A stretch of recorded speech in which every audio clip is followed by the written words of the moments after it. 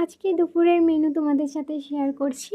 দেখো, এখানে আমি চিকেনটা নিয়ে নিচ্ছি, কারণ আমি পাপানকে খেতে দেবো, তার জন্য। এখনও কারোর খাওয়া হয়নি, সবার আগে আমি পাপানকে খাইয়ে দেবো। আজকে একটু বাড়িতে কাজ আছে, তার জন্য দেরি হবে খেতে, তার জন্য ছেলেকে তো দেরি করে খাওয়ালে চলবে না, এমনিতেই 1টা বেজে গেছিলো। তো দেখো, আমি এখানে চিকেনটা নিয়ে নিলাম, ওর জন্য ভাত বেড়ে নিয়েছি, আলু পোস্ত করেছিলাম, আলু পোস্ত ভাজা, কুঁদলি দিয়ে পোস্ত দিয়ে ভাজা করেছিলাম, আর হচ্ছে আমের চাটনি করেছিলাম।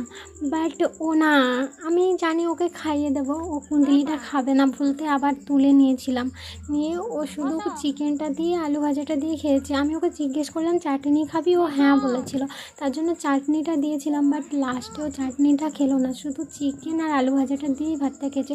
আর দেখো, এখানে ওর একটা দাঁত না নড়ছে, সেটাই আমাকে দেখাচ্ছে, বলছে আমি কীভাবে খাবো।